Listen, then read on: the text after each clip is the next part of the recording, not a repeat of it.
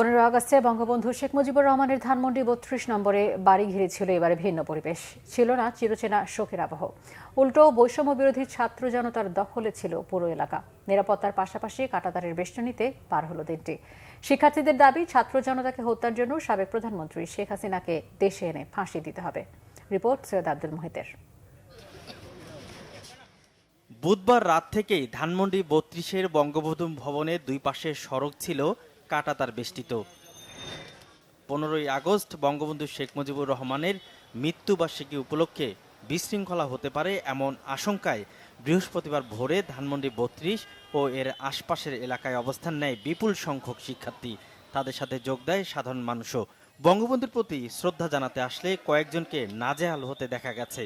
শিক্ষার্থীরা জানায়, রাজনৈতিক উদ্দেশ্যে কেউ যাতে নাশকতা করতে না পারে সেজন্যই তাদের অবস্থান।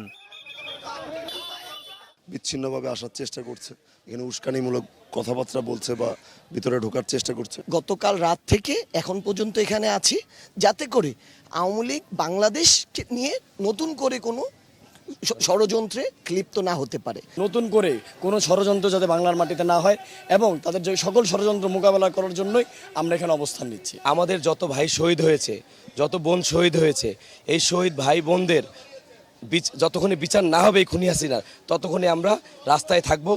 তাদের দাবি, অবিলম্বে ছাত্র জনতার হত্যাকারীদের দেশে এনে বিচার করতে হবে। ফাঁসি ফাঁসি ফাঁসি চাই, খুনি হাসিনার ফাঁসি চাই, খুনি হাসিনার ফাঁসি চাই, ফাঁসি ফাঁসি ফাঁসি চাই। সাধারণ মানুষ যেন কোনোভাবেই দুর্ভোগে না পড়ে সে বিষয়ে শিক্ষার্থীরা সজাগ আছেন বলেও জানান তারা।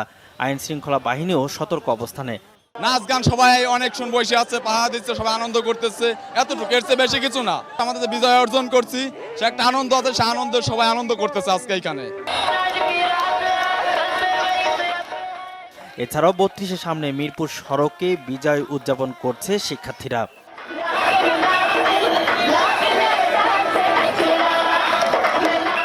সৈয়দ আব্দুল মুহিত, বাংলা ভিশন, ঢাকা।